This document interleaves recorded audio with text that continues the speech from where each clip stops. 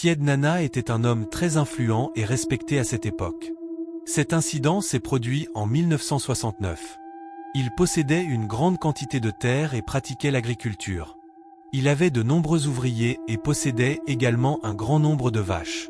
Parmi toutes ces vaches, il y en avait 3 qu'il n'utilisait jamais pour les travaux ordinaires. C'étaient 3 grands et puissants taureaux de combat. L'un s'appelait Kalou, l'autre Dola, et le 3e Shamsher. Syed Nana utilisait ces 3 taureaux lors des compétitions de combat de taureaux organisées dans la région. Il semblait que ces 3 taureaux n'avaient jamais connu la défaite. Partout où il se rendait, il emmenait les 3 taureaux avec lui et revenait avec des prix. Parmi les 3, Shamsher était considérablement plus grand que Kalou et Dola. Ces 3 taureaux avaient une caractéristique très inhabituelle. Chaque fois qu'ils entraient dans l'arène, les taureaux qui se trouvaient en face d'eux étaient pris de panique pour une raison inconnue.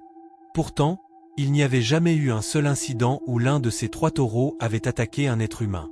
C'était quelque chose de mystérieux.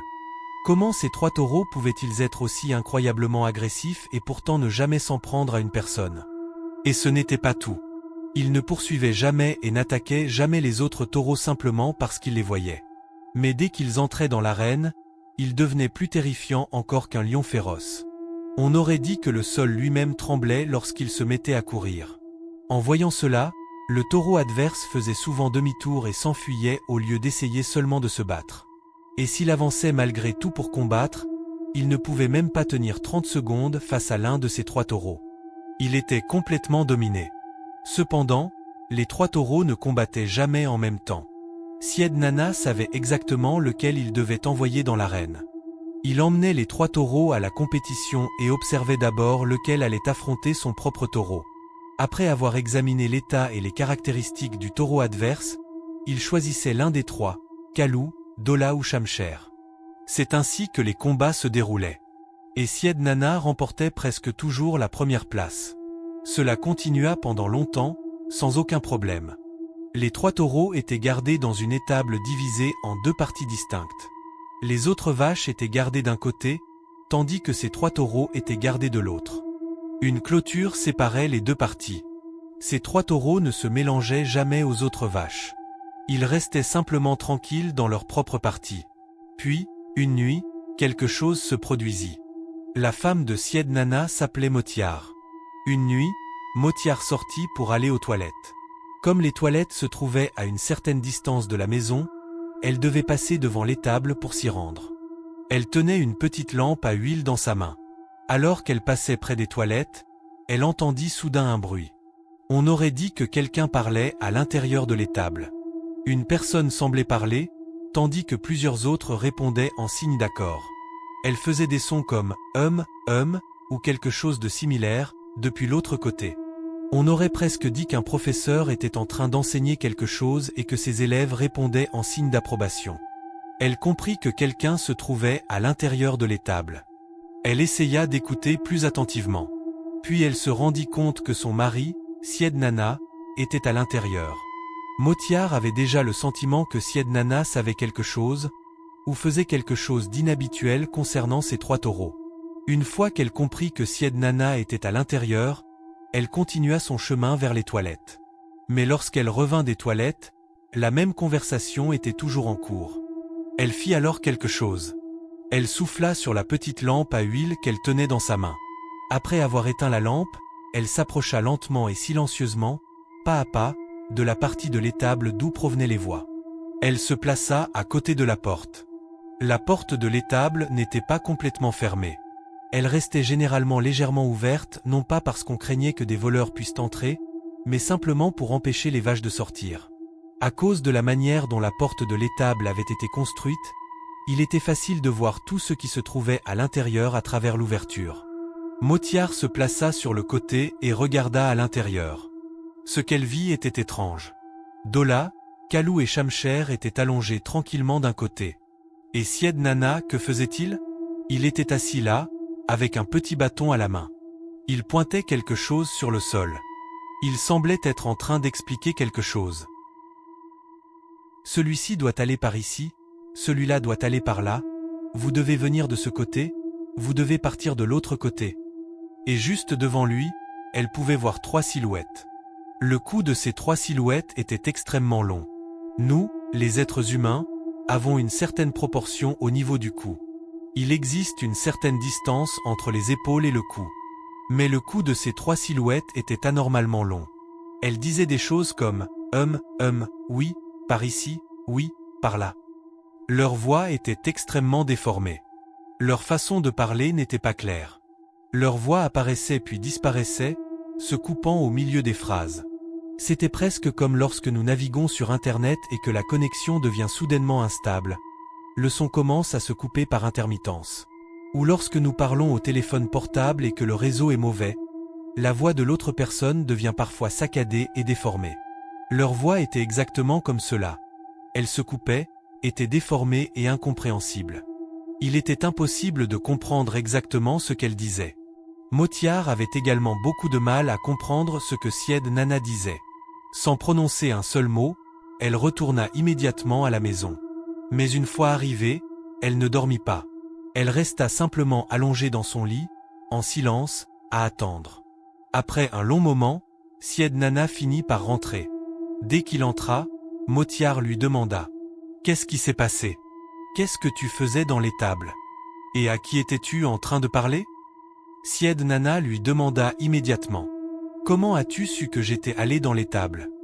Motiar lui expliqua alors qu'elle était allée aux toilettes et qu'en revenant, elle avait tout vu. Dès que Syed Nana entendit qu'elle était restée là à l'observer, il devint extrêmement en colère. Il était déjà naturellement très colérique. Il lui fit comprendre une chose très clairement. Ne t'avise jamais de parler de ça à qui que ce soit. Et à l'avenir, si tu entends des bruits venant de l'intérieur, si tu entends des gens parler, n'essaie surtout pas de regarder à l'intérieur. Tu comprends? Motiar répondit. D'accord. Je n'irai plus là-bas. Mais elle avait compris ce qui se passait réellement. Kalou, Dola et Shamsher avaient peut-être l'apparence de simples taureaux de combat, mais il y avait clairement quelque chose d'inhabituel chez eux. Il devait y avoir quelque chose en eux qui expliquait pourquoi ils n'avaient jamais perdu un seul combat de taureau. Quelques jours plus tard, une compétition de combat de taureaux devait avoir lieu dans un village situé à une certaine distance. Syed Nana s'y rendit avec Kalou, Dola et Shamsher. Lorsqu'il arriva sur place, il remarqua que parmi les personnes venues en tant qu'invités, il y avait un homme qui ressemblait beaucoup à un érudit religieux, peut-être même à un grand savant islamique très respecté. Il était assis là. Au moment où Syed Nana le vit, il sentit que quelque chose n'allait pas. Cet homme regarda également Nana d'une manière étrange.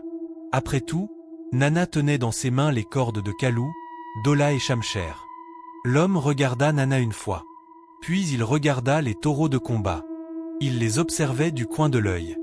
Nana remarqua la manière dont il les regardait. Puis Nana remarqua que le taureau auquel son propre taureau devait faire face lors du tout premier combat était extrêmement puissant. Il décida donc d'envoyer Shamsher dans l'arène. Il fit entrer Shamsher dans l'arène. Mais dès que Shamsher entra, Nana remarqua quelque chose d'étrange. Habituellement, avant que Shamsher n'entre dans un combat, ses yeux devenaient terriblement rouges. Mais cette fois, les yeux de Shamsher étaient complètement normaux, exactement comme ceux d'une vache ordinaire. Pendant ce temps, Shamsher était déjà entré dans l'arène. Une fois le combat commencé, le taureau adverse chargea soudainement en direction de Shamsher. Mais dès que Shamsher vit l'autre taureau foncer vers lui, il se retourna et se mit à courir dans la direction opposée. Il avait réellement peur de l'autre taureau. Nana comprit immédiatement que quelque chose n'allait vraiment pas. Shamsher ne s'était jamais comporté de cette manière auparavant. Alors Nana fit quelque chose. Il fit sortir Shamsher de l'arène, puis fit entrer Kalou. Mais après l'entrée de Kalou, exactement la même chose se produisit. Nana fit sortir Kalou et envoya Dola dans l'arène. La même chose se produisit encore une fois. Nana ne comprenait absolument pas ce qui était en train de se passer. Et ce jour-là, il perdit. Pour la première fois de sa vie, il avait été vaincu. Après avoir perdu la compétition, il prit les 3 taureaux et retourna chez lui. En réalité, le monsieur qui était assis là était un homme spirituel extrêmement vénéré. Dès qu'il arriva à la compétition, il avait ressenti la présence de quelque chose d'extrêmement dangereux.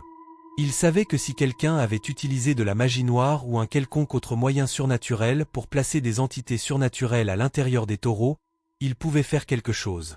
Pendant une courte période, il pouvait enfermer ces entités dans un espace confiné. Et c'est exactement ce qu'il avait fait. Syed Nana n'avait aucune idée de ce qui s'était passé. Il retourna chez lui. Lorsqu'il arriva, le soir était déjà tombé.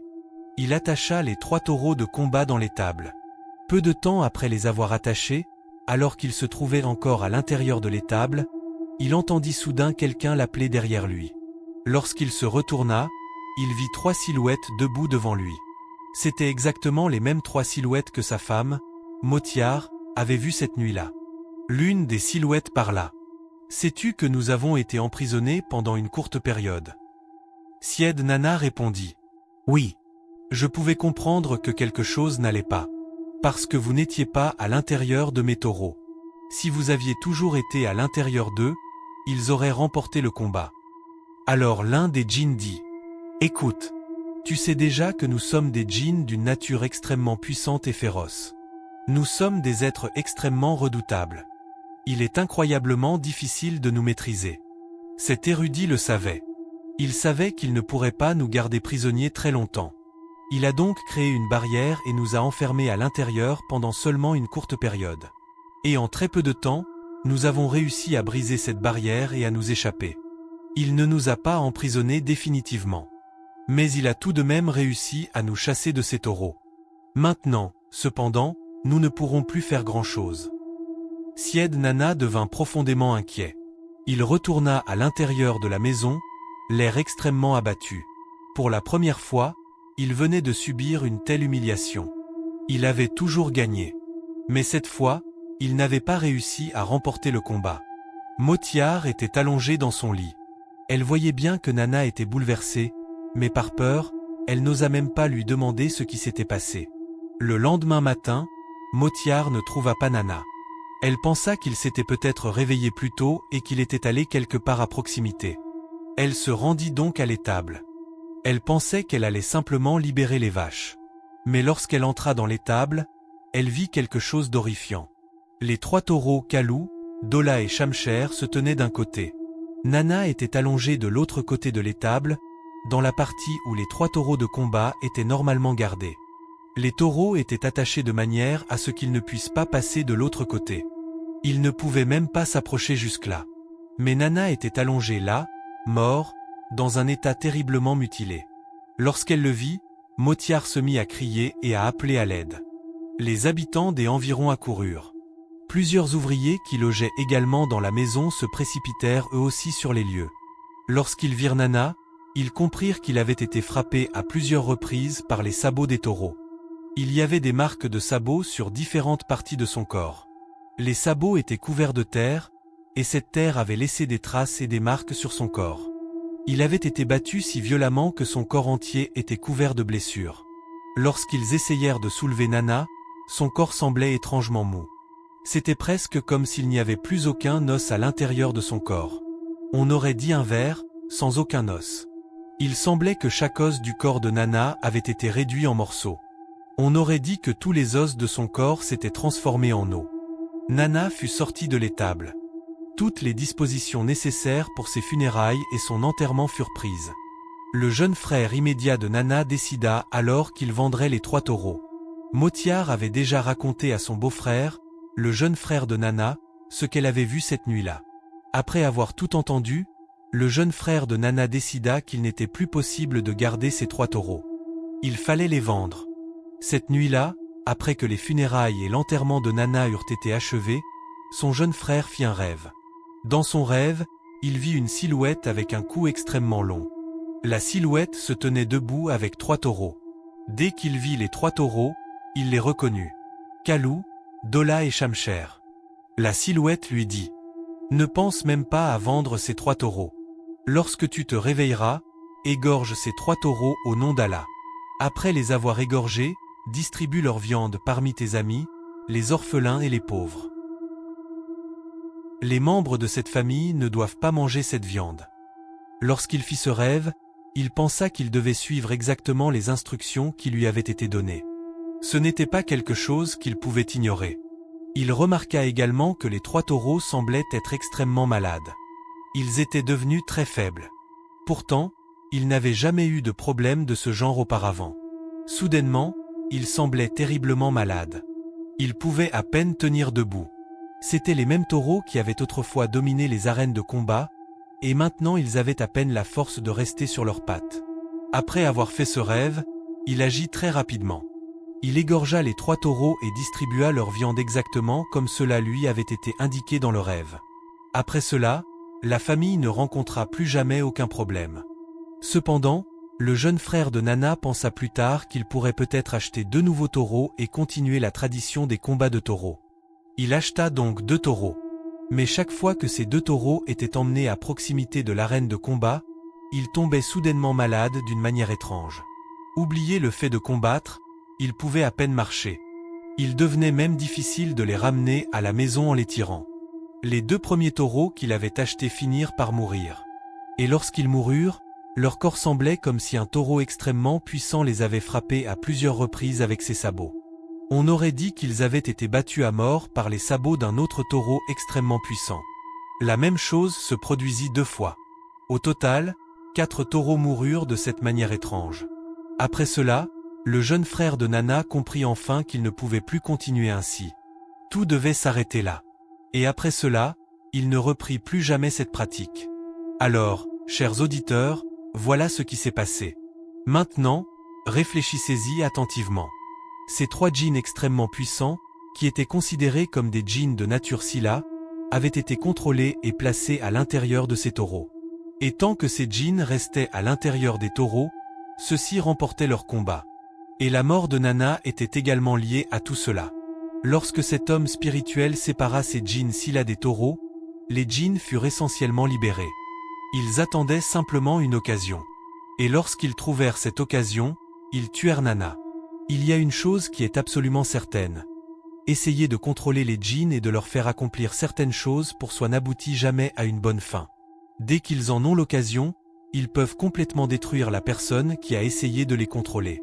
Ils peuvent non seulement tuer cette personne, mais dans certains cas, les conséquences peuvent même s'étendre à ses descendants. Cela peut devenir quelque chose qui ressemble à une malédiction, se transmettant d'une génération à l'autre. C'est pourquoi il ne faut jamais essayer de contrôler les djinns et de leur faire accomplir des tâches. En réalité, il ne s'agit même pas simplement de les contrôler. Ils ne devraient être utilisés pour accomplir aucune tâche. Ce sont des êtres indépendants. Allah les a créés comme des êtres indépendants. Il ne les a pas créés pour devenir nos serviteurs ou nos esclaves. Ils n'ont pas été créés pour nous servir. Et c'est pourquoi essayer de les forcer à se mettre à notre service ou de les utiliser à des fins personnelles peut finalement entraîner des conséquences dévastatrices. Et voilà, chers auditeurs, la véritable histoire derrière les 3 taureaux mystérieux Kalou, Dola et Shamsher. Ce qui semblait être une force extraordinaire était en réalité lié à quelque chose de bien plus mystérieux et dangereux.